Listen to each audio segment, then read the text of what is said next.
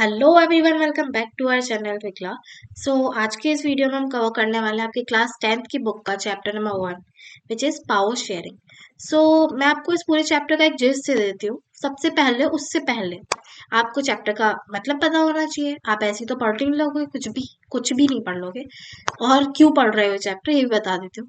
इस चैप्टर में से आपका बेसिकली 1 मार्कर, 2 मार्कर, 3 मार्कर और 5 मार्कर सारे ही टाइप के क्वेश्चन बनते हैं। ये चैप्टर पढ़ना एक नेसेसरी हो जाता है आपके लिए। चैप्टर का जैसे नाम है पावर शेयरिंग। तो इस चैप्टर में आपको बताया गया है कि पावर का डिवीजन कैसे कैसे किया गया और जहां पर नहीं किया गया पावर का डिवीजन वहां पे कैसे कंडीशन रहे, लोगों ने कैसे सफर किया या फिर लोगों को कितना उसका बेनिफिट हुआ या किसको कितना एडजस्टमेंट करना पड़ा उसके लिए। उसके बारे में इसमें बताया गया।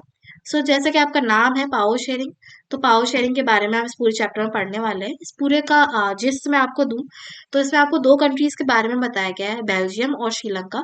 जिसमें कि आपका बेल्जियम और श्रीलंका है, किसी एक कंट्री में आपका पावर शेयरिंग किया जाता है। उसके कन्फ्लिक्ट्स एंड जो भी उसमें राइट्स वगैरह जो भी होते हैं वो कंट्रोल में आ जाते हैं। लेकिन जो आपका दूसरा कंट्री है उस आगे हम चैप्टर में पढ़ेंगे, उसमें क्या किया जाता है, पावर शेयरिंग नहीं की जाती है। तो वहां पे बहुत ज्यादा वॉर सिचुएशन और इंटरनल वॉर हो जाती है। वहां पे लोग बहुत ज्यादा सफर करते हैं, बहुत सारे लोग मर जाते हैं पावर शेयरिंग ना करने की वजह से। क्योंकि कुछ लोगों के पास में अगर पावर रहेगी तो ऑब्वियस सी बात है कि जैसे घर में होता है कि हमारे घर में कुछ लोगों के पास ही पावर होती है। तो कभी कभी क्या होता है कि वो पावर का गलत इस्तेमाल करते हैं। जैसे कि आपको बाहर जाने से रोक सकते हैं, आपका मन है तो। नहीं, वैसे देखो पेरेंट्स अच्छे के लिए ही बोलते हैं, बट मैं एक एग्जांपल दे रही हूँ। तो वैसे अगर हम कंट्री की बात करते हैं तो अगर कुछ ही लोगों के कुछ ग्रुप्स ऑफ पीपल्स जो इलाइट्स होते हैं ज्यादातर, उनके ही हाथ में पावर दे दी जाएगी तो ऑब्वियस सी बात है पावर का मिस यूज तो करेंगे ही करेंगे वो लोग। इस चैप्टर में हम देखते हैं कि पावर का हमें किस तरीके के यूज होना चाहिए बेसिकली, और कैसे कैसे क्वेश्चंस बनते हैं इस चैप्टर में से। बिना देरी के स्टार्ट करते हैं आपका चैप्टर। आपका पहले ओवरव्यू आ जाता है चैप्टर का, जिसमें कि आपका है with this chapter we resume the tour of democracy that we started last year. We noted last year in the democracy all power does not rest with any other organ of the government. तो इसमें आपको क्या बताया गया है कि हम पिछले चैप्टर्स जो हमारे साथ थे उसके साथ हम एक नई शुरुआत, नई जर्नी की तरफ डेमोक्रेसी की बढ़ रहे हैं। और इसमें हमें बताया गया है कि डेमोक्रेसी की जो पावर है वो कुछ लोगों के हाथ में न देकर गवर्नमेंट ने काफी सारे एक ऑर्गन को ना देकर, तीन ऑर्गन से आपको पता तो है, हमारा जुडिशरी, लेजिस्लेचर एंड हमारा थर्ड वन इज एग्जीक्यूटिव। ठीक है, तो इनको सब में डिवाइड किया गया है पावर को। ठीक है, तो किसी एक ऑर्गन को ना देकर गवर्नमेंट में डिवाइड किया गया है। An intelligent sharing of power among legislature, यहाँ पे देखो लिखा भी हुआ है, legislature, executive and judiciary is a very important to design of a democracy. Democracy अगर कहीं भी है तो वहां पर ये तीन चीजें तो होनी ही चाहिए मेनली। क्योंकि अगर ये चीजें नहीं होंगी वहां पर तो बेसिकली वहां पे कन्फ्लिक्ट्स हो जाएंगे। क्योंकि in this and the next 2 chapters, इस चैप्टर में और अगले वाले चैप्टर में, अगले 2 चैप्टर्स में we carry the idea of power sharing. हम पावर शेयरिंग के आइडिया को लेकर चलेंगे। We with the 2 stories from Belgium and Sri Lanka. इसमें हम स्टार्ट करेंगे आपकी 2 स्टोरीज के साथ, जिसमें कि आपकी बेल्जियम आ जाती है और श्रीलंका आ जाती है। दोनों ही स्टोरी आपको डेमोक्रेसी को कैसे हैंडल किया गया है पावर शेयरिंग की डिमांड के साथ वो बताया जाएगा इसमें। ठीक है, the stories yield some general conclusion about the need for power sharing in democracy. इस स्टोरीज के आपको थ्रू आपको बताया जाएगा कि आपको किस तरीके से पावर शेयरिंग की कैसे जरूरत है और कैसे कैसे आपको पावर शेयरिंग को मैनेज करना होता है। ठीक है, क्योंकि अगर आप पावर शेयरिंग नहीं करोगे तो बहुत सारे कॉन्फ्लिक्ट्स पैदा हो जाते हैं। This allow us to discuss various form of power sharing that will be taken in the following 2 chapters. और इसके बारे में आगे और डिस्कशन किया गया है जो कि आपको आगे के 2 चैप्टर्स में बताया गया है। अभी इस चैप्टर को हम स्टार्ट करते हैं, ये आपका पूरा ओवरव्यू था इस चैप्टर का। ठीक है, अभी स्टार्ट करते हैं नेक्स्ट पेज आपका। सो स्टार्ट करते हैं बेल्जियम एंड श्रीलंका। इसमें बताया गया है Belgium is a small country in Europe, smaller in area than the state of Haryana. Haryana से भी छोटी है ये। आपकी जो बेल्जियम कंट्री है यूरोप में है, जो कि हरियाणा से भी काफी छोटी है। It has borders with France, Netherlands, Germany and Luxembourg. तो इसके जो बॉर्डर्स हैं वो किससे जुड़े हुए हैं? फ्रांस से, नीदरलैंड से, जर्मनी से और लक्समबर्ग से। ठीक है, ये आपका 1 मार्क है, याद कर लेना। It has a population of a little over 1 crore, about half of the population of Haryana. Haryana जो पॉपुलेशन है ना हरियाणा की, उसकी भी हाफ है, 1 करोड़ ओवर लिटिल। ठीक है, तो नेक्स्ट आपका इसमें बताया the ethnic composition of the small country is very complex. लेकिन ये छोटी कंट्री है, लेकिन इसका जो एथनिक कॉम्पोजिशन है बहुत ज्यादा कॉम्प्लेक्स है। कैसे? Of the countries total population 59% lives in the Flemish region. इसके अंदर जो 59% जो लोग थे वो फैमिलिश रीजन के थे। एंड स्पीक्स डच, और वो डच बोलते थे, डच लैंग्वेज बोलते थे। अनदर 40% जो पीपल थे जो रह रहे थे वो वैली रीजन में रहते थे और वो बोलते थे फ्रेंच। ठीक है, remaining 1% of the Belgian speak German, और जो बच्चों 1% लोग थे वो जर्मन बोलते थे। तो कितना ज्यादा कॉम्प्लेक्स हो रहा है, तीन तीन लैंग्वेजेस एक छोटी सी जगह में बोली जा रही है। तो इससे आप अंदाजा लगा सकते हो कॉम्प्लेक्सिटी थी वहां पर। In the capital city of Brussels, इसकी जो कैपिटल सिटी थी आपकी ब्रुसेल्स, वहां पे 80% जो पीपल थे वो बोलते थे French, while 20% are Dutch speaking. तो वहां पे जो 80% थे वो आपके फ्रेंच स्पीकर्स थे, और जो 20% थे वो टच स्पीकिंग थे। ये आपको एक डाटा है, तो आपको थोड़ा बहुत अपने आंसर में पुट कर सकते हो। तो एक छोटा सा इसका वो रखना अपने मन में क्रक्स। ठीक है, so the next minority French speaking community.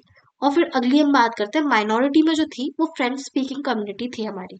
क्योंकि देखो यहाँ पर आपको बताया गया कि जो कि हमारी फ्रेंच स्पीकिंग कम्युनिटी थी वो बहुत ज्यादा रिच थी और पावरफुल थी।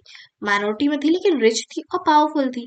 This was resented by the Dutch speaking community, और उसके अंदर ज्यादातर जो लोग थे डच स्पीकर्स थे, जो कि मतलब डच स्पीकर्स को काफी ज्यादा ओवरकम करती थी। Who got the benefit of economic development and education much later. जिनको डच स्पीकर जो थे उनको काफी सारा एजुकेशन डेवलपमेंट ये सब बहुत बाद में जाके मिला। जबकि जो फ्रेंच स्पीकर्स थे वो माइनॉरिटी में थे, रिच थे, एलाइट्स थे, तो उनको जल्दी जल्दी चीजें प्रोवाइड करा दी गई। भाई जिसके पास पैसा ज्यादा होता है उसको पहले चीजें मिलेंगी ना, as comparison to the poors. तो उसके हिसाब से इसमें बताया गया।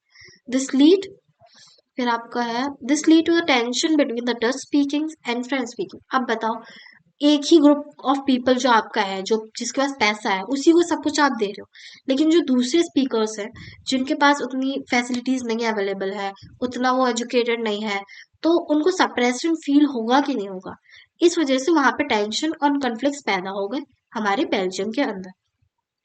इतना कॉम्प्लेक्स होने के बाद, इतनी सारी लैंग्वेजेस बोलने के बाद वहां पे टेंशन कॉन्फ्लिक्ट जाहिर सी बात है। सो नेक्स्ट आप बात करते हैं during the 1950s and 1960s। ठीक है, the tension between the two communities were more acute in Brussels. और जो हमारी जो टेंशन्स थी कम्युनिटीज के बीच में, दोनों कम्युनिटीज के बीच में, ब्रुसेल्स में ज्यादा देखी जा रही थी। ब्रुसेल्स प्रेजेंट करता था स्पेशल प्रॉब्लम किसके बारे में?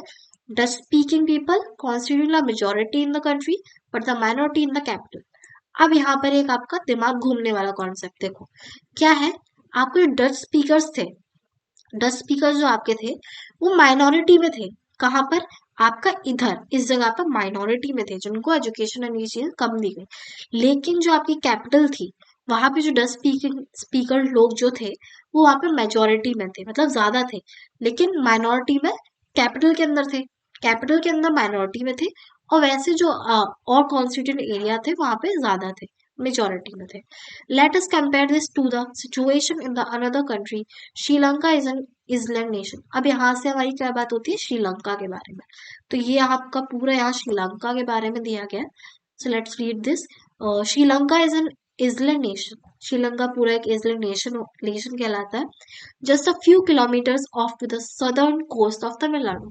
तमिलनाडु से कुछ कोस्ट की दूरी पर हमारा ये पूरा कंट्री बसा हुआ है। It has about 2 crore people, about the same as in Haryana. इसकी जो पॉपुलेशन थी, देखो हरियाणा से क्यों कंपेयर किया गया? क्योंकि अप्रोक्स अप्रोक्स थोड़ा थोड़ा उसके पास पास रहता है, या तो हरियाणा से ज्यादा या हरियाणा से कम। क्योंकि एक एक स्टेट को हमारा कंट्री के हमारा जो इंडिया है उसका एक स्टेट है हरियाणा, उससे कंपेयर किया गया इनकी पॉपुलेशन को। तो सोच सकते हो कि हमारे एक स्टेट के बराबर ही कंट्रीज थे दोनों। सो यहाँ पर जो हरियाणा है हमारा, उसकी जो 2 करोड़ पॉपुलेशन थी उसके अराउंड ही इसकी पॉपुलेशन थी। बट जो हमारी बेल्जियम की थी वो 1 करोड़ से भी हाफ थी, हरियाणा की बिल्कुल हाफ पॉपुलेशन। ठीक है। Like other nation in the south Asia region, जो कि हमारे और अलग नेशंस थे साउथ एशिया रीजन में, जैसे कि Sri Lanka has a diverse population. Sri Lanka के अंदर बहुत ज्यादा डाइवर्सिटी देखने को मिलती है पॉपुलेशन के अंदर, क्योंकि the major social groups are the Sinhala speakers. वहां पे जो मेजर सोशल ग्रुप्स था वो सिन्हाला स्पीकर्स थे। सिन्हाला स्पीकर्स 74% देखे गए थे वहां पे। ठीक है। एंड तमिल स्पीकर जो थे वो 18% थे। अब बात करते हैं तमिल। देयर आर 2 सब ग्रुप्स। देखो सबसे पहले तो श्रीलंका के अंदर, सॉरी, श्रीलंका के अंदर आपके तमिल स्पीकर्स थे और सिन्हाला स्पीकर्स थे। सिन्हाला स्पीकर 74% थे और तमिल स्पीकर्स थे 18%। तो इससे हमें क्या पता चल जाता है कि तमिल स्पीकर्स हमारे माइनॉरिटी में थे और सिन्हाला स्पीकर्स हमारे मेजोरिटी में थे। मेजोरिटी में थे क्या मतलब कि संख्या उनकी ज्यादा थी 74%, और तमिल स्पीकर मतलब माइनॉरिटी में, मतलब कम थे वो लोग। तो जो तमिल्स थे, जो तमिल्स थे हमारे, उसमें भी 2 ग्रुप्स में डिवीजन हो रखा था उनका। कौन से उसके अंदर आते थे? Tamil natives of the country are called, जो तमिल मतलब जो तमिलनाडु में, अ, बोल सकते हैं कि तमिल नेटिव जो थे कंट्री में, उनको श्रीलंकन, नेक्स्ट पेज पे है, श्रीलंकन तमिल्स कहा जाता था, जो कि हमारे 13% थे वहां पर। ठीक है। उसके बाद the rest four fathers come from India as a plantation worker during the colonial period are called Indian Tamils. और जिनके लोगों के, जो हमारे बचे हुए जो लोग बचे इसके अंदर तमिल्स के अंदर, उसके अंदर क्या था कि जो उनके 4 फादर्स मतलब उनके पापा के पापा के पापा, ठीक है, उन लोगों को इंडिया में लाया गया था during the time of britisher rule और हमारा मोनार्कल रूल। उस टाइम के टाइम पर इनको बंदी बना के काम करवाने के लिए लोगों को पहले लेके आया जाता था। उनसे मजदूरी करवाते थे, क्योंकि अपना प्रोडक्शन करने के लिए लोग तो चाहिए ही ना। तो उनको इस तरीके से लेके आया गया था प्लांटेशन वर्क के थ्रू कॉलोनियल टाइम पर। ठीक है। तो उनको कहा जाता था Indian Tamils. So, as you can see from the map, Sri Lanka are concentrated in the north and the east country. Most of the Sinhala speaker people are Buddhist, while most of the Tamil are Hindu and Muslim. तो अब यहाँ पे हम बात करते हैं कि सिन्हाला जो श्रीलंका था हमारा, वहाँ पे जो तमिल्स थे वो कॉन्सेंट्रेटेड, उनको इस मैप में आप देख सकते हो। देखो आपको येलो में बताया गया ब्रुसेल्स कैपिटल रीजन आपका ये रहा। ठीक है। उसके बाद आपको फ्लेमिश डच स्पीकिंग लोग दिखाए गए, ये रीजन है डच स्पीकर्स का। उसके बाद जर्मन स्पीकर्स जो थे वो यहाँ पे है थोड़े से एरिया में। उसके बाद वैलन जो फ्रेंच स्पीकर्स थे वो यहाँ पे आ जाते हैं। तो ये आपका बेल्जियम का मैप हो गया पूरा। ठीक है। नेक्स्ट आपका इसमें बताया गया है, ठीक है, यहाँ पे आ जाता है। फिर आपका बताया गया कि इसमें जो हमारे मोस्ट ऑफ जो सिन्हाला स्पीकर्स थे वो बुद्धिस्ट मोस्टली पूजा करते थे, वाइल द तमिल्स जो थे हमारे वो हिंदू और मुस्लिम भी थे। जो तमिल्स थे उसमें हिंदूज भी आते थे और मुस्लिम्स भी आते थे। They are about 7%। क्रिश्चियंस भी आते थे, हुआ both Tamil and Sinhala speakers. ठीक है ना। अब इसमें भी देख रहे हो बहुत ज्यादा कॉम्प्लेक्सिटी, बहुत ही ज्यादा। तो ऐसी सिचुएशन में क्या होगा, अगर हम सही डिसीजन नहीं लेंगे, पावर डिवाइड नहीं करेंगे, हर एक ग्रुप की प्रॉब्लम्स को हैंडल टैकल नहीं करेंगे, तो क्या प्रॉब्लम, कॉन्फ्लिक्ट्स ही पैदा होंगे ना। सो आप just imagine what could happen in a situation like this. In Belgium, the Dutch community could take advantage of the numeric majority. अब क्या था, बेल्जियम में जो डच स्पीकर्स कम्युनिटी थे उनका एडवांटेज होता था, मेजोरिटी में थे वो लोग, क्योंकि लेकिन this would be push the effect among the communities further. इसकी वजह से जो कम्युनिटीज थी उनको आगे पुश मिलता था। This could be this could lead a very messy partition of the country. इसकी वजह से क्या है कि कंट्री 2 पार्ट्स में डिवाइड, 2 से भी ज्यादा पार्ट्स में डिवाइड हो रही थी। बहुत ही ज्यादा मैसी था, बहुत ही ज्यादा कॉम्प्लेक्स देखने को मिल रहा है हमें उसके अंदर। ठीक है। Both the sides would claim control over Brussels. अब दोनों ही साइड्स चाहती है कि हमें भाई कैपिटल में थोड़ा वो मिले। भाई कैपिटल का रहता है ना कि देखो इंडिया है अपना जैसा, तो इंडिया में दिल्ली के अंदर आते हो आप, कैपिटल है इंडिया की। सो इधर आप देखते हो कि भाई अगर कैपिटल में कोई जा रहा है तो थोड़ा अगर उस कैपिटल जगह में उनको थोड़ा इज्जत मिलेगी, रिस्पेक्ट मिलेगी, तो उनका नाम रहेगा। एक तो वैसे भी माइनॉरिटी में थे, तो दोनों ही साइड से जो मेजोरिटी में थे वो तो चाह ही रहे थे कि हमें तो मिले, लेकिन जो माइनॉरिटी में थे वो भी चाह रहे थे कि उनको भी थोड़ी रिस्पेक्ट पावर दी जाए। इन श्रीलंका द सिन्हाला कम्युनिटी जो थी वो एंजॉय करती थी बहुत ज्यादा मेजोरिटी, ठीक है, could be impose until the entire country, और पूरी कंट्री पर अपना राज जमाती थी। Now let us look at what happened in both this country. हमने दोनों कंट्री का अपना एथनिक कॉन्वो पढ़ लिया, ठीक है, बेल्जियम का भी और श्रीलंका का भी। तो अब हम देखते हैं कि दोनों में इन सिचुएशंस में क्या क्या हुआ। अब मेजोरिटीज इन श्रीलंका, पहले हम श्रीलंका के बारे में पढ़ते हैं। तो Sri Lanka emerge as a independent country in 1948। 1948 में श्रीलंका जो हमारी थी इंडिपेंडेंट कंट्री की तरह आई बाहर। The leaders of the Sinhala community sought to be secure dominance over government by the virtue of their majority. As a result, the democratically elected government adopted a series of majoritarianism measures to establish Sinhala supremacy. So, अब इसमें बताया गया जो leaders थे वहां पे Sinhala community के, वो वो बेसिकली यहाँ पे बताया गया आपको कि मेजोरिटी में था तो उनकी गवर्नमेंट पर डोमिनेंस था ही। और एज इसका रिजल्ट जो निकल के आया श्रीलंका में कि वहाँ पे जो डेमोक्रेटिकली इलेक्टेड जो गवर्नमेंट थी उसको भी मेजोरिटिज्म के एक कॉन्सेप्ट से उन लोगों को सुप्रीमेसी दी गई सिन्हाला स्पीकर्स को। लेकिन इन 1956 में देखते हैं an act was pass to recognise Sinhala as only official language. अब इन लोगों की मेजोरिटीज में इनके हाथ में गवर्नमेंट है पूरी। इन्होंने क्या किया भाई, 1956 में क्या किया, इन्होंने अपनी लैंग्वेज को एज अ ऑफिशियल लैंग्वेज कर दिया, रिकॉग्नाइज कर दिया। अब भाई देखो क्या होता है, अब देखो इन्होंने अपनी पावर दिखाई ना। अब बाकी जो जिनके पास पावर नहीं है लेकिन वो बोलेंगे ना, बोलेंगे कि नहीं बोलेंगे। अगर आपको पावर नहीं दी जाएगी, आपके भाई को दी जाएगी, तो आप बोलोगे ना कि भाई मेरी भी बात सुनी जाए, एटलीस्ट सुनी तो जाए ना। तो वही अब होगा यहाँ पे देखो क्या होगा, दस डिस्क्रेडिटिंग तमिल्स। अब तमिल्स जो थे उनको तो भाई इन लोगों ने नेगलेक्ट कर दिया बिल्कुल पूरी तरीके से, ना उनको भाव दे रहे हैं ना कुछ हो रहा है। अपने ऊपर सब कुछ पावर मिल गई, मजे कर रहे हैं अपनी पावर के साथ, अपने लोगों के लिए अच्छा अच्छा कर रहे हैं, ऐसा कर रहे हैं। तो जो government followed sorry, the government followed preferential policies that favored Sinhala applicants for university position government jobs. अब जो सिन्हाला पीपल थे उनको भाई पॉलिसीज दी जा रही हैं, उनके फेवर में एजुकेशन के लिए यूनिवर्सिटी में पोजीशन दी जा रही हैं, गवर्नमेंट जॉब्स दी जा रही हैं उन्हीं लोगों को। और जो न्यू कॉन्स्टिट्यूशन का स्टिपुलेट किया गया उसमें भी इन्होंने state shall protected and forced by Buddhism, और बुद्धिज्म को ऐसा रीजन बना दिया इन्होंने कि भाई बुद्धिज्म को ही मानते थे तो भाई बुद्धिज्म को इन्होंने चमका दिया। अब क्या हो रहा है इसके बाद क्या देखते हैं हम कि all these government measures coming one after the other.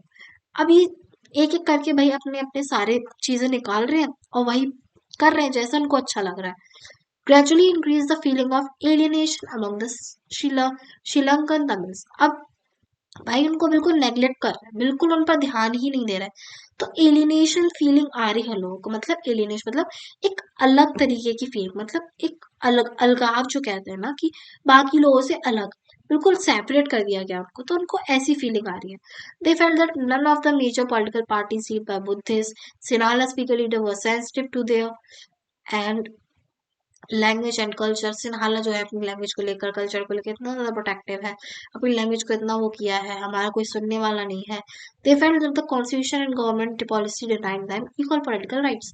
अब वो उनको ऐसी फील आ रही है कि भाई कॉन्स्टिट्यूशन में गवर्नमेंट हमारी जो पॉलिसीज है उनकी हमें कोई भी इक्वल पॉलिटिकल राइट्स नहीं देने वाला है, हमारा डिस्क्रिमिनेशन हो रहा है इसके अगेंस्ट सब, और हम लोगों को ना जॉब मिलेगी ना अपॉर्चुनिटी दी जाएगी, हम लोग को पूरी तरीके से हमारे जो इंटरेस्ट है पूरी तरीके से उनको इग्नोर किया जाएगा।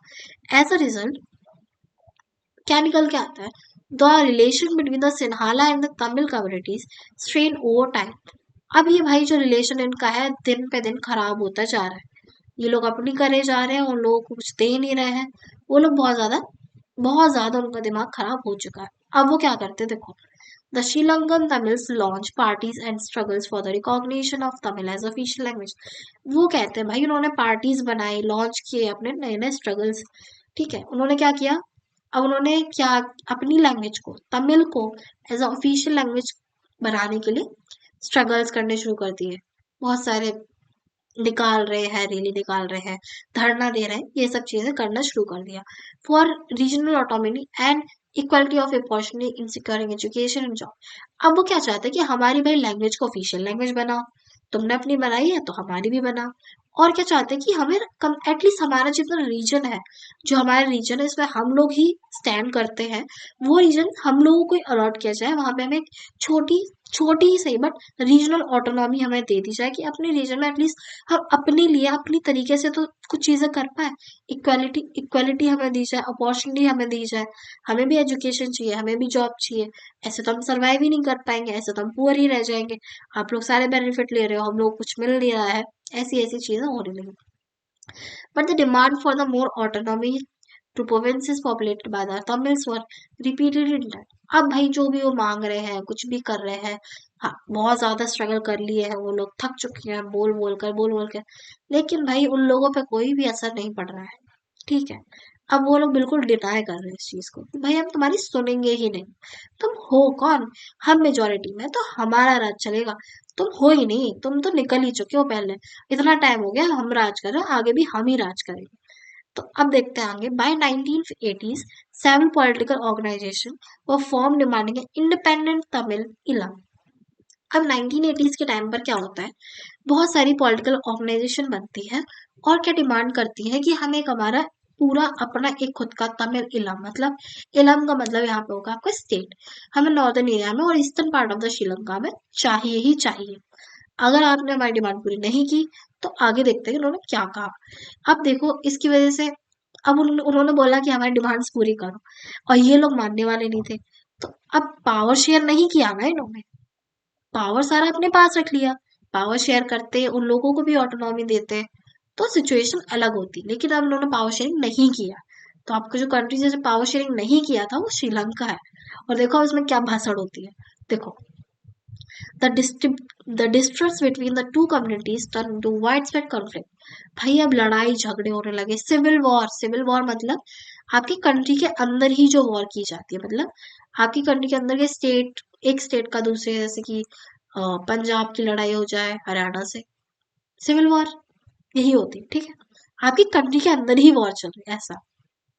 या फिर सिविल वॉर एक स्टेट के अंदर भी दो कम्युनिटीज में लड़ाई हो जाए, सिविलियन इसमें आपके रहता है। ठीक है, इंडियन ही है सबके सब, एक दूसरे से ही लड़ रहे हैं, तो सिविल वॉर हो गया।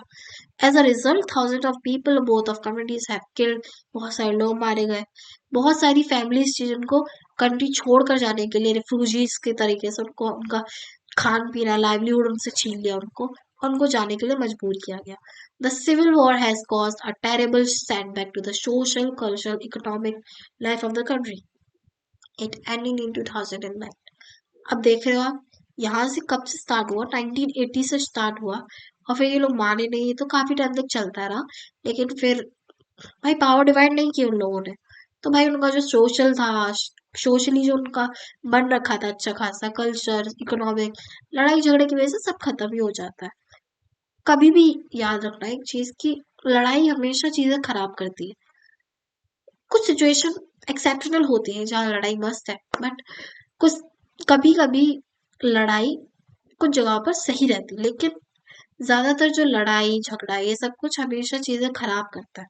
तो वही यहाँ पर भी देखने को मिलता है कि सोशल कल्चरल और इकोनॉमिक एस्पेक्ट्स में उनको बहुत ज्यादा नुकसान हुआ कंट्री को।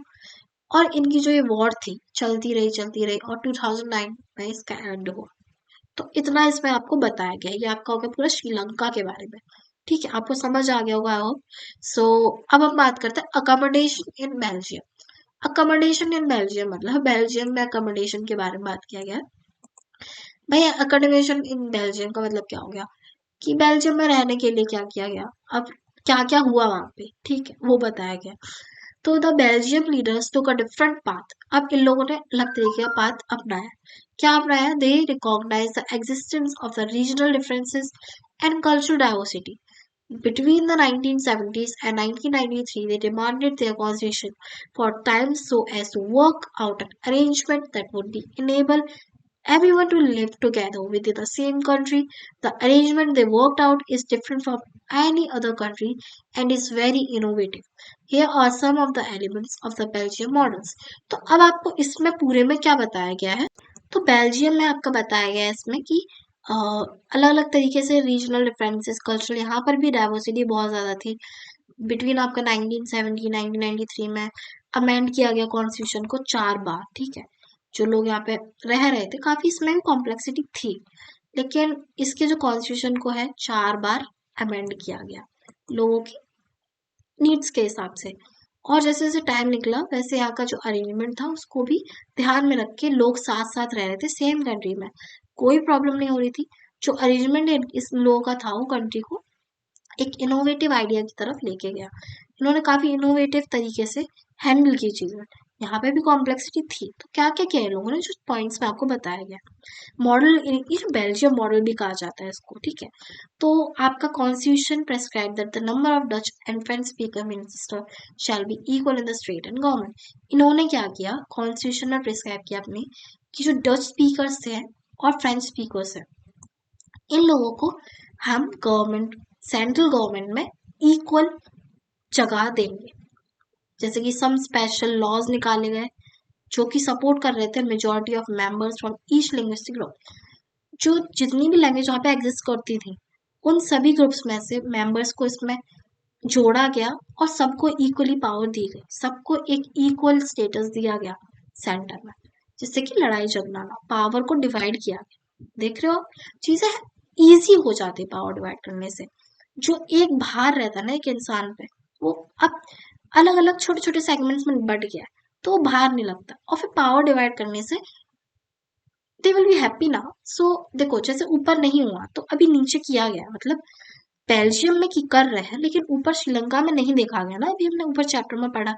अभी इसमें देखो और क्या किया गया, लिंग्विस्टिक ग्रुप जो थे उनके हिसाब से उनको सबको स्टेटस दिया गया। Single community can make decision unilaterally, वहां पे कोई भी एक सिंगल कम्युनिटी खुद अकेले डिसीजन नहीं ले सकती थी, चाहे कोई भी ग्रुप हो, जो मेजोरिटी में हो माइनॉरिटी में हो, कोई भी नहीं ले सकता था। फिर यहाँ पे अगला पॉइंट है, many power of the central government have been given to the state government. काफी सारी जो सेंट्रल गवर्नमेंट की जो पावर्स थी वो स्टेट गवर्नमेंट्स को भी दी गई। Two reason of the countries, reason जो दो दो कंट्री के अंदर थे उनको डिवाइड किया गया। The state government are not subordinate to the central government. जो स्टेट गवर्नमेंट थी उसका अपना ऑटोनॉमी था, जो स्टेट और सेंट्रल गवर्नमेंट थी उसका अपना था। कोई भी सबऑर्डिनेट नहीं था सेंट्रल गवर्नमेंट का कि सेंट्रल गवर्नमेंट जो कहेगी वही वो करे। सबके डिसीजंस को इक्वल रिस्पेक्ट दी जा रही थी। Brussels has a separate government in which both the communities have equal representation. The French-speaking people accepted equal representation in the Brussels because the Dutch-speaking community has accepted equal representation in the central government. Okay, so यहाँ पे आपको बताया कि Brussels जो था एक अलग government यहाँ पे देख रहे थे, बोथ कम्युनिटीज से यहाँ पे इक्वल रिप्रेजेंटेशन को दिया गया। तो वो जो हमारे फ्रेंच स्पीकर्स थे उनको भी एक्सेप्ट किया गया, इक्वल रिप्रेजेंटेशन उनको ब्रुसेल्स में दिया गया। जहाँ की डच स्पीकर्स जो कम्युनिटी थी उनको भी एक्सेप्ट किया और इक्वल रिप्रेजेंटेशन दिया गया। उसके बाद फिर सेंटर में सबको इक्वली रिप्रेजेंट किया गया, तो झगड़ा होना ही नहीं था, सबको इक्वल पावर दी जा रही है, सबकी बात सुनी जा रही है, सबकी नीड्स पे ध्यान दिया जा रहा है। Sorry, apart from the central and the state government there is a third kind of government. अब सेंट्रल और स्टेट गवर्नमेंट को एक तरफ रखते हैं, इधर एक थर्ड काइंड की एक तरीके की गवर्नमेंट और थी। तो दिस कम्युनिटी गवर्नमेंट, ये कम्युनिटी गवर्नमेंट उन्होंने बनाई थी कि भाई कम्युनिटी अलग अलग तरीके की है ना, उसमें एक स्टेट को पावर दे दी जाए या एक सेंटर को पावर दे दी जाए, लेकिन कम्युनिटी को तो नहीं रिप्रेजेंट कर पाएगी ना एक स्टेट पूरी। तो कम्युनिटी गवर्नमेंट को भी डिवाइड किया गया, वहां पे एक एस्टेब्लिशमेंट किया गया। Is elected by the people of belonging to one language, जहां पर जो लोग एक लैंग्वेज को बिलोंग करते थे उनकी एक कम्युनिटी बना दी, जैसे Dutch, French and German speakers. No matter where they live, कोई फर्क नहीं पड़ता कहाँ वो रह रहे हैं, बस उनकी एक बिलोंगिंग कर दी कि सेम लैंग्वेज वाले अपने सेम लैंग्वेज को कर सकते हैं, बूस्ट अप कर दो उनको। अगर उनके साथ एक के हिसाब से करेंगे तो ग्रुप ऑफ पीपल अगर अपनी नीड्स के लिए खड़े होंगे तो ज्यादा उनकी बात सुनी जाएगी। और वहां पे डिवाइड कर दी गई थी चीज। कम्युनिटी गवर्नमेंट एक्सप्लेन करना ही एक बहुत बड़ा उनका रहता है कि उन्होंने सबके बारे में सोचा, पावर को डिवाइड किया। This government has a power regarding cultural, education, language related issues. अब इस गवर्नमेंट के क्या था कि कल्चर से रिलेटेड, एजुकेशन से रिलेटेड, लैंग्वेज रिलेटेड जितने भी इश्यूज होते थे सब मिलके सॉल्व किए जाते थे। So you might be the Belgium model very complicated. आपने सोचा था कि बेल्जियम का मॉडल भी कॉम्प्लिकेटेड है, it Indeed is a very complicated, बहुत ज्यादा कॉम्प्लिकेटेड था, even for the people living in चाहे बेल्जियम, जो लोग बेल्जियम में रह रहे थे उन लोगों के लिए भी। But these arrangement have work very so far. लेकिन ये अरेंजमेंट जो किए गए ना, ये चार मेन है, चार, हाँ, चार अरेंजमेंट्स करके वहां पर जो प्रॉब्लम्स थी उनको इनकलकेट किया गया। तो उससे क्या हुआ, अब वहां पे जितने भी कॉन्फ्लिक्ट्स और ये सब हो सकते थे उनके चांसेस बहुत कम हो गए।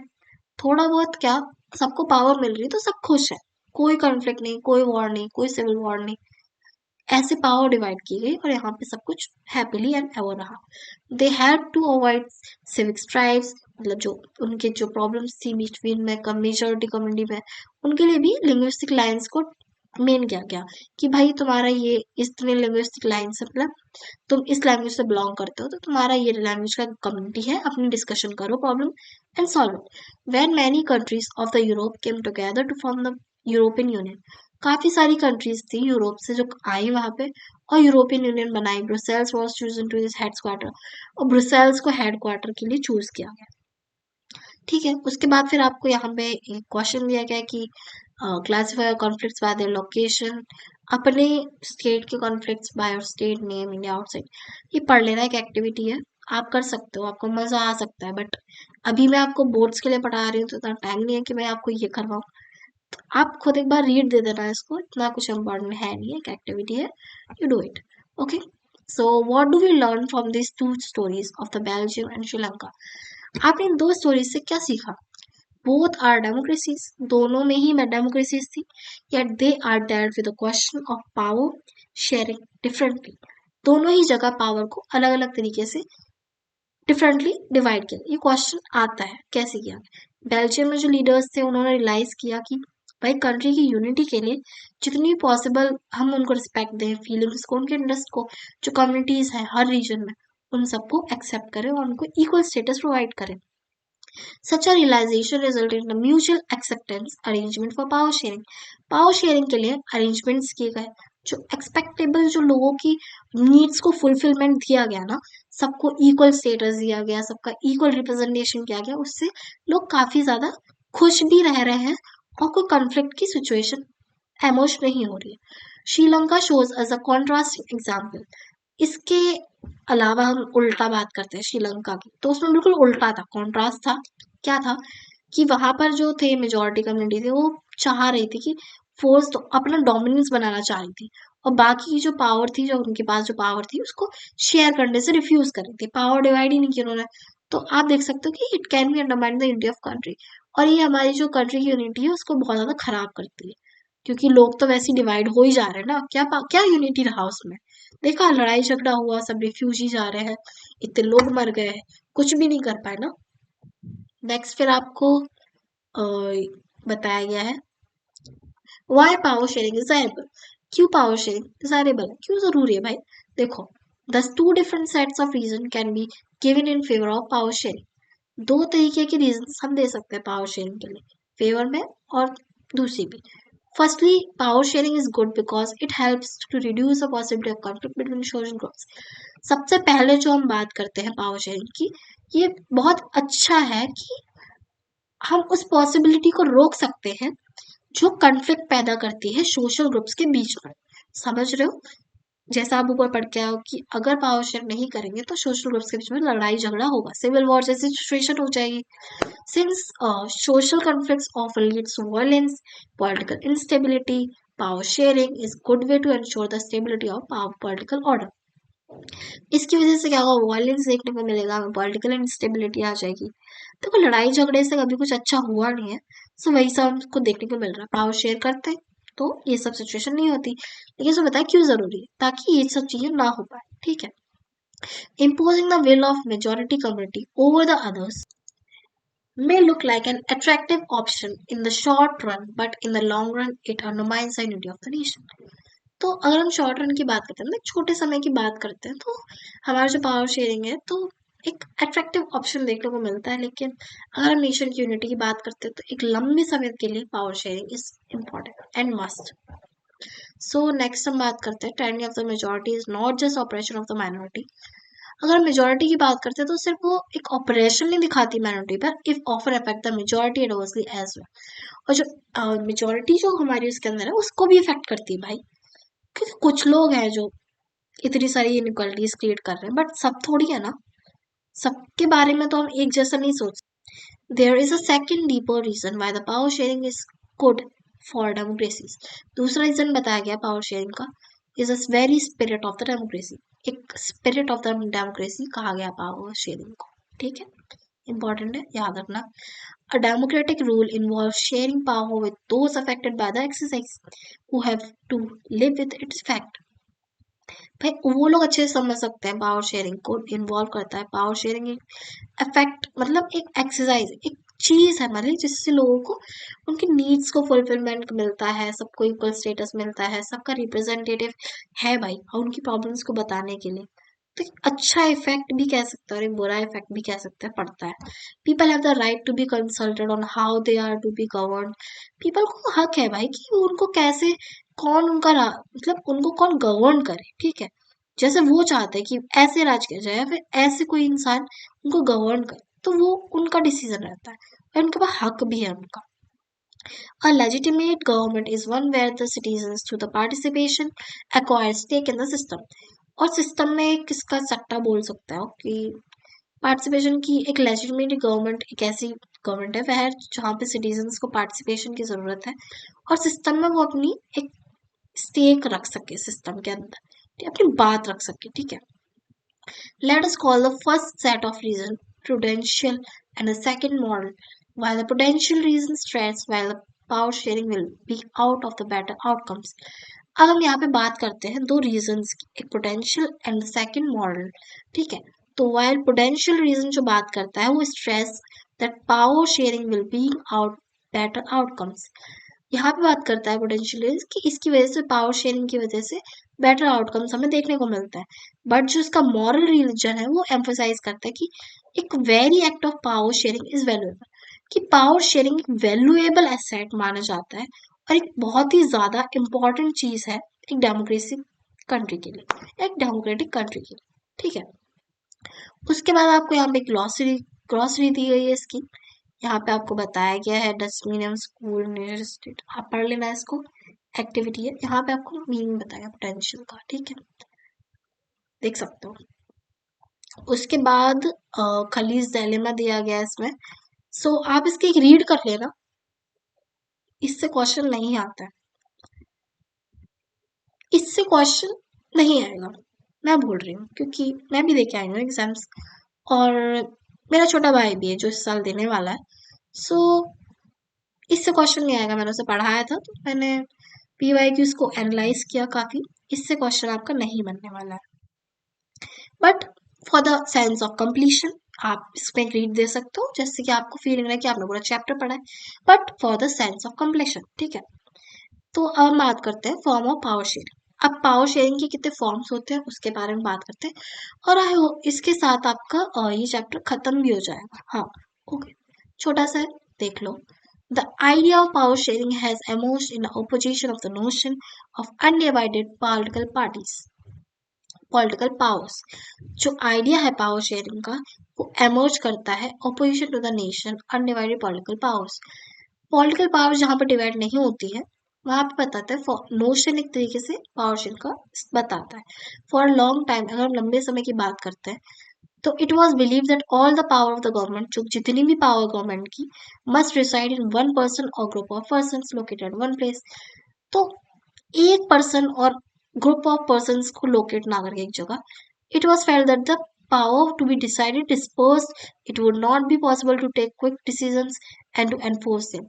अगर पावर को डिवाइड नहीं किया जाएगा, डिस्पोज नहीं किया जाएगा, तो एक ही इंसान कोई डिसीजन नहीं ले सकता हर चीज को देखकर, एनफोर्स नहीं कर सकता। But these notion have change with the emergence of democracy. लेकिन ये नोशन है टाइम के साथ चेंज होते जाते हैं और डेमोक्रेसी के डेमोक्रेसी का एमर्जेंस करते हैं, ठीक है। वन बेसिक प्रिंसिपल जो डेमोक्रेसी का है, the people are the source of all political powers. In a democracy people rule themselves through institution of self government. और डेमोक्रेसी के अंदर लोग जो है सेल्फ गवर्नमेंट के थ्रू, अपने इंस्टीट्यूशन के थ्रू अपने आप को खुद से रूल कर सकते हैं, ठीक है। In a democratic government, due to respect is given to the diverse groups and views that exist in the society. और जितने भी ग्रुप्स हैं, जितनी भी सोसाइटीज के अंदर ग्रुप्स दिए हैं, उनको सबको एक उनका एक व्यू, उनका एक एग्जिट दिया गया. एवरीवन हैज अ वॉइस, सबके पास उनकी आवाज होनी चाहिए in shaping the public policy. भाई कोई पॉलिसी बननी तो हर एक इंसान की उसमें बात होनी चाहिए कि भाई हर कोई फेवर कर रहा है उस चीज से कि नहीं कर रहा है. Therefore, it follows in a democracy, political power should be distributed among as many citizens as possible. जितने ज्यादा लोगों तक हो सकता है उतने ज्यादा लोगों तक पावर को डिवाइड किया जाए, इससे बहुत अच्छा रहेगा. इन द मॉडर्न डेमोक्रेसी, अगर मॉडर्न डेमोक्रेसी की बात करते हैं तो political power sharing arrangement can be many forms, काफी सारी फॉर्म्स देखे जाते हैं पावर शेयरिंग के. Let us look at some of the most common arrangement that we have help come across. कुछ जो मेजर है उनके बारे में डिस्कस कर लेते हैं. Power sharing is shared among different organs of the government. वही भाई 3 ऑर्गन्स में डिवाइड करना. देखो such as legislature, executive, judiciary, ये तीनों में ऑर्गन्स है गवर्नमेंट के, इनमें डिवाइड की गई पावर को. Late us call the horizontal distribution of the power because it allow different organ of the government plays at the same level of the different powers. इस ये वाला जो आपका डिवीजन है पावर का, इसको हम क्या कहते हैं? Horizontal distribution of power. ठीक है, याद रखना इस चीज को. सच a separation of ensure that none of the organs can access ultimately power. एक अकेला ऑर्गन सारी पावर को एक्सरसाइज नहीं कर सकता. ठीक है, each organ check the others, और हर ऑर्गन एक दूसरे को चेक करता है. चेक एंड बैलेंस का दोनों में रहता है, दोनों माने तीनों में. ठीक है, एक दूसरे को ये लोग चेक एंड बैलेंस करते हैं कि कोई कुछ गलत तो नहीं कर रहा, कोई गलत डिसीजन तो नहीं ले रहा. एक दूसरे के काम में टांग अड़ाना इनका एक फेवरेट काम बोल सकते हैं, बट फेवरेट नहीं, एक इम्पॉर्टेंट चीज है ताकि ओवर शेयर ना हो जाए चीजें, या फिर ओवर एग्जिस्ट्रेट करके लोगों तक ना पहुंचे. लोगों की नीड्स को फुलफिल कर रहा है, कोई गलत तो नहीं कर रहा कोई डिसीजन, ऐसा. This is the balance of power among the various institutions. Last year, we studied that in the democracy, even through ministers, governments, official exercise power, they are responsible to the parliament or state assembly. Parliament के लिए और state assembly के लिए responsible ही होंगे ना भाई. उनके जो पावर एक्सरसाइज कर रहे हैं भाई, वो इन लोगों के लिए, भाई इन लोगों के लिए काम करो तो इन लोगों के लिए तो रिस्पॉन्सिबल होंगे ना. सिमिलरली ऑल द जजेस जो होंगे वो एग्जीक्यूटिव से, एग्जीक्यूटिव अपॉइंट्स करते हैं, they can check the function of executive. तो एग्जीक्यूटिव का फंक्शन चेक करने का पूरा उनका राइट है, वो करेंगे. और law being by the legislature, और लेजिस्लेचर जो है वो लॉ बनाएगा. This arrangement is called the system of check and balance. इस सिस्टम को हम क्या कहते हैं? Check and balance system. ठीक है, इस सिस्टम को क्या कहते हैं? Check and balance system. इस पे क्वेश्चन आता ही आता है. चेक एंड बैलेंस पे आपका पूरा एक स्टेटमेंट आपको दे दिया जाएगा, यहाँ से यहाँ तक पढ़ लो, पूरा आंसर पढ़ लो, गूगल करो, पूरा आंसर आपको मिलने वाला है इसका. और ये क्वेश्चन मैं आपको लिख के देती हूँ, 5 मार्कर, 2 मार्कर, 3 मार्कर, आएगा ही आएगा. तो चेक एंड बैलेंस पे एक आप क्वेश्चन अच्छा से तैयार कर लेना. 5 मार्कर, 3 मार्कर, 2 मार्कर और 1 मार्कर तो यू हैव डन योर. ठीक है.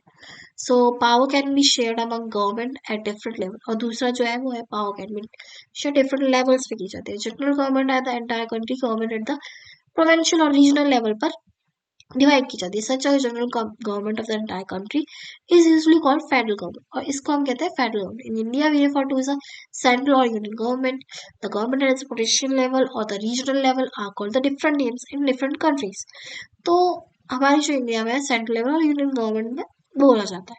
जो गवर्नमेंट है हमारी प्रोविंशियल लेवल और रीजनल लेवल पर अलग अलग तरीके से नाम दिया गया कंट्री में. ठीक है, उसके बाद in India we call them state government. हम इसको कहते हैं state government. This system is not followed in all countries. सारी कंट्रीज में ये सिस्टम फॉलो नहीं किया जाता है. There are many countries where there are no provincial और स्टेट गवर्नमेंट. बहुत सारी ऐसी कंट्रीज में है जहाँ पे प्रोविंशियल और स्टेट गवर्नमेंट है ही नहीं, देखने को ही नहीं मिलता है. But in those countries like ours, जैसे कि हमारी कंट्री है और बाकी हमारी कंट्री जैसी जो कंट्रीज है, वहां पे क्या होता है? डिफरेंट लेवल ऑफ गवर्नमेंट देखा जाता है. कॉन्स्टिट्यूशन में क्लियरली लिखा गया है कि पावर का डिफरेंट लेवल ऑफ गवर्नमेंट में डिवाइड होना ही होना है. This is what they did in Belgium, जो कि बेल्जियम में किया गया, but was refuse to Sri Lanka, लेकिन श्रीलंका में नहीं किया गया.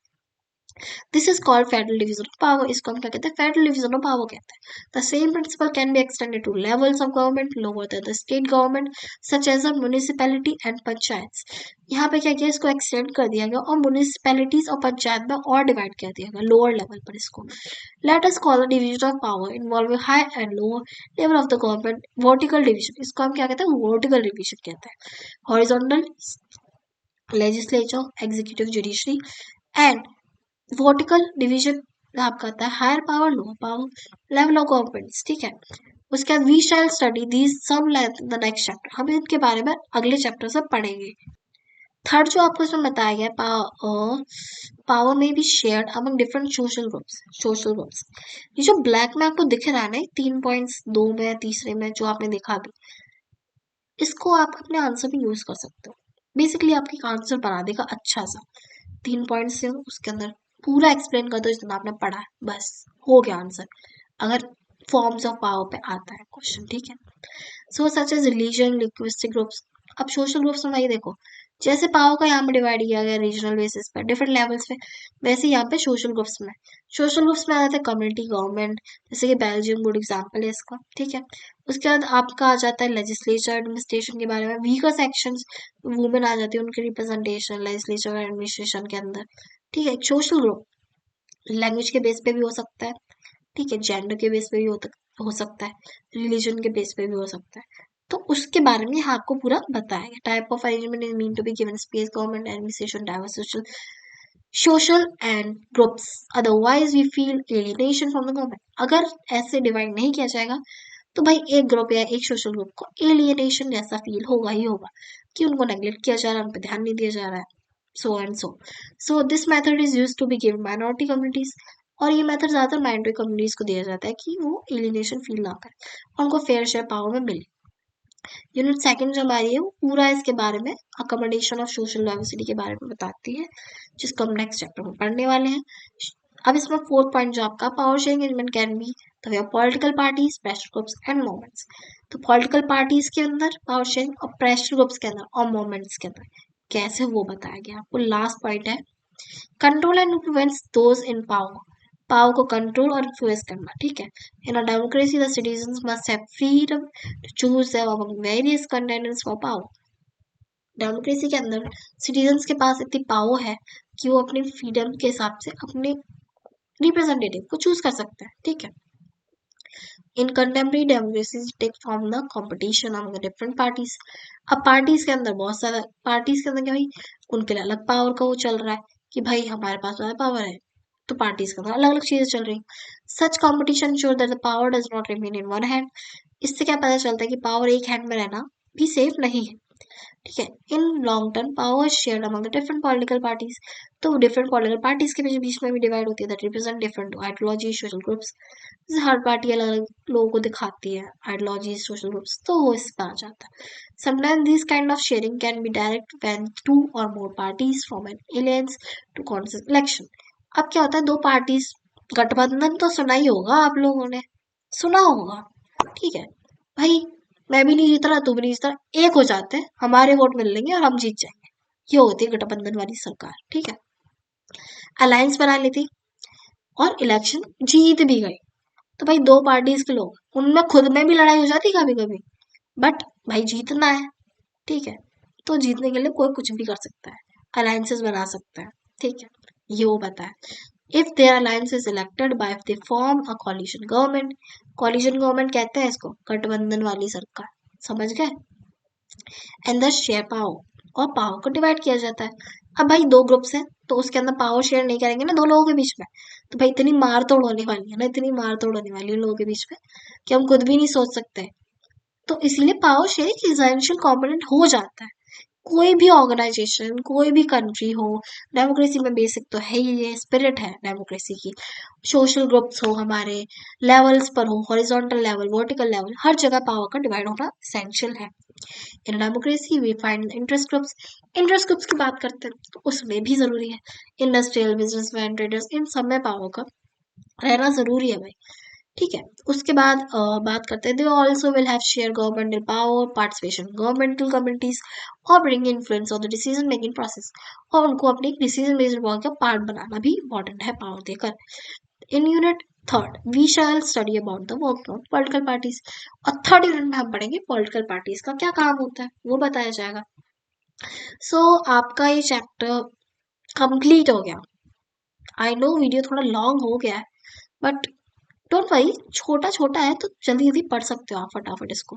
2x पे लगाना हो जाएगा खत्म। And for the rest you may go through these questions, इनको आप एक बार देख लो, करो, खुद से करने की कोशिश करो, क्योंकि एनसीईआरटी क्वेश्चंस भी बहुत इंपॉर्टेंट होते हैं करना। कभी कभी इसमें से ही क्वेश्चंस अलग अलग तरीके से बन के आ जाते हैं। So you need to do these questions and बस इतना ही है ये। अब क्या बताऊं यार, चैप्टर खत्म हो चुका है, नाचो, बस हो गया ये चैप्टर खत्म। जैसे ये चैप्टर हमने कवर किया है, वैसे भी आगे का चैप्टर हम कवर करने वाले हैं पूरा। आपका जो सेकंड चैप्टर रहता है क्लास 10th की बुक का, उसको हम कवर करेंगे। For the rest, stay connected with me for more such videos, comment, like and subscribe my channel. अगली वीडियो जल्दी बनाऊंगी क्योंकि एग्जाम्स आपके आ रहे हैं। अच्छे से पढ़ो, good luck for exams. I hope कि मेरी वीडियो से आपको कुछ हेल्प हो जाए और एग्जाम्स में अच्छा करना। बाय।